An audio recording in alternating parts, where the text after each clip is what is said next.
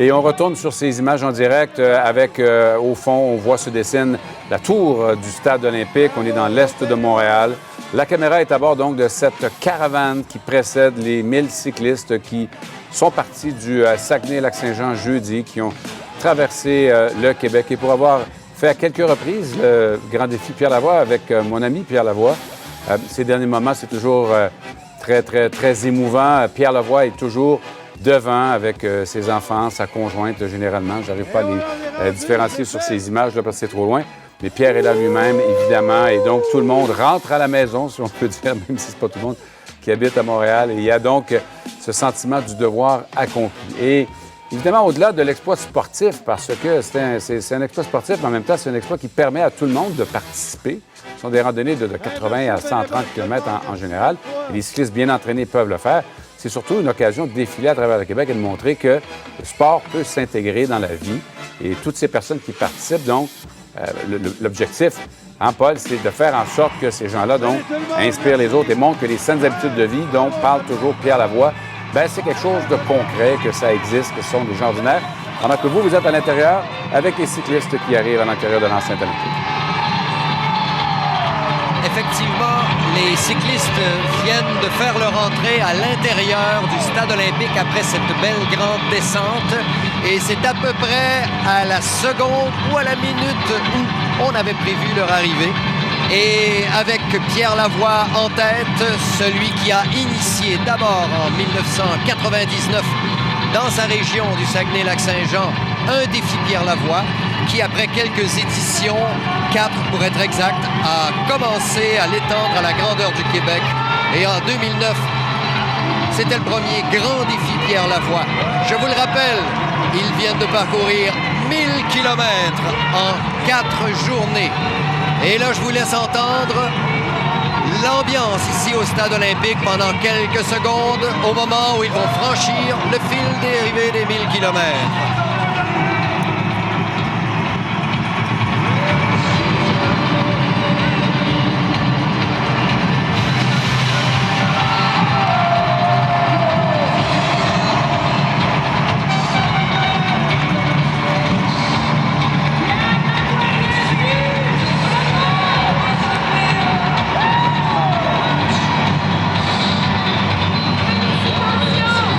Arrivée triomphale de Pierre Lavoie qui vient tout juste de nous rejoindre.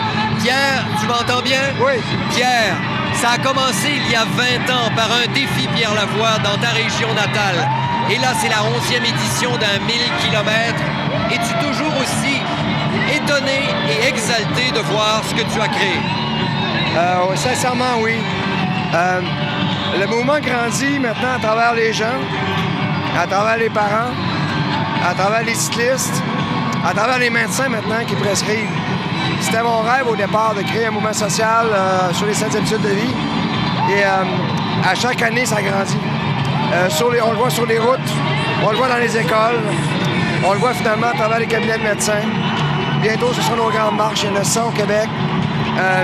Vous savez, c'est la preuve qu'on peut prendre quelque chose d'extrêmement négatif et le transformer en positif.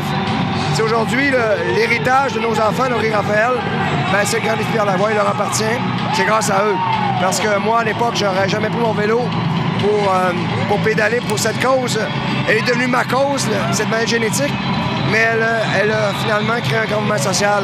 Et j'espère que les Québécois sont fiers parce qu'on est quand même la première société moderne à prendre le virage de la prévention d'une façon aussi importante. Pierre, tu es un athlète, tu as fait du vélo, tu fais tes défis et tes grands défis. Et il y a eu des journées particulièrement difficiles. Il y en a eu à toutes les années, mais apparemment que vous y avez goûté et tu es toujours ici, frais comme une rose, ou presque, avec tous ces gens qui t'ont suivi.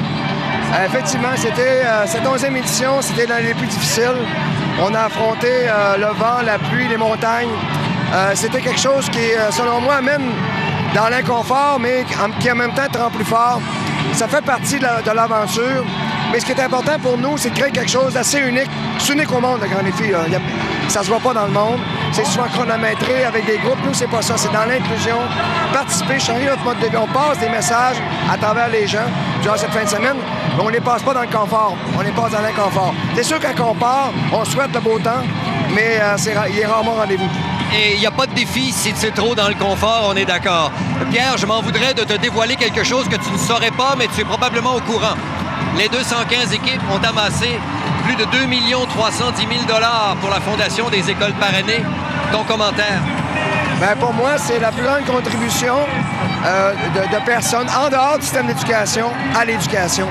Les gens ont aucune idée qu'est-ce que ça représente pour une école primaire de recevoir 5 000 $ en achat d'équipement, quand on sait que le budget est beaucoup moins que ça normalement depuis des décennies. Donc, les enseignants nous le disent, ils sont reconnaissants. D'ailleurs, ils étaient là tout le long de la route, le jeudi, le vendredi. Même, on pense peut-être partir une journée avant pour donner la chance aux écoles de faire cette communion entre les cyclistes qui les aident et les jeunes qui l'apprécient, les écoles. Donc, une société forte, c'est une société qui éduque, c'est une société qui règle ses problèmes par l'éducation. Moi, j'y crois, puis tous les gens qui sont avec moi y croient aujourd'hui. Je suis content que les gens aient compris notre vision, mais nous, faire des paroles, faire des conférences, dire qu'il faut faire des choses, c'est bien, mais il n'y a rien de mieux que les faire, justement, les choses, d'être dans l'action. Pierre, tu me permets de t'appeler Monsieur Lavoie? Non, ben c'est parce que moi, je suis quelqu'un de simple. Tu sais, je suis né dans un petit village, élevé par une mère monoparentale.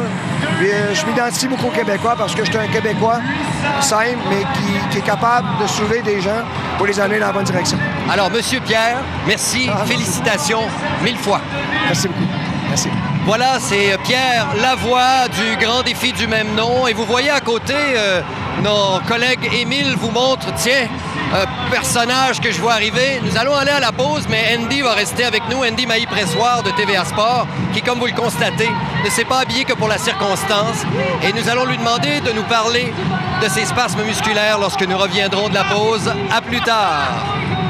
Merci beaucoup, Paul Rivard, donc, qui est au Stade olympique. C'est l'arrivée du Grand Défi Pierre Lavoie, en direct sous vos yeux sur les ondes de LCN. Je note quand Pierre Lavoie est arrivé, ses premiers mots ont été pour ses enfants, Laurie et Raphaël, qui sont décédés en 97 et en l'an 2000 également. L'acidose lactique était une de ces maladies donc, qui affectait les jeunes de la région du Saguenay-Lac-Saint-Jean, qui était à l'origine donc de la croisade de Pierre Lavoie. Et c'est devenu maintenant ce grand mouvement qui est pour faire la promotion des saines habitudes de vie. Toujours aussi émouvant d'entendre Pierre Lavoie parler avec son cœur. On fait une pause. Nous, à 14h15, on est de retour avec notre couverture spéciale du Grand Défi. Après cette courte pause sur LCN.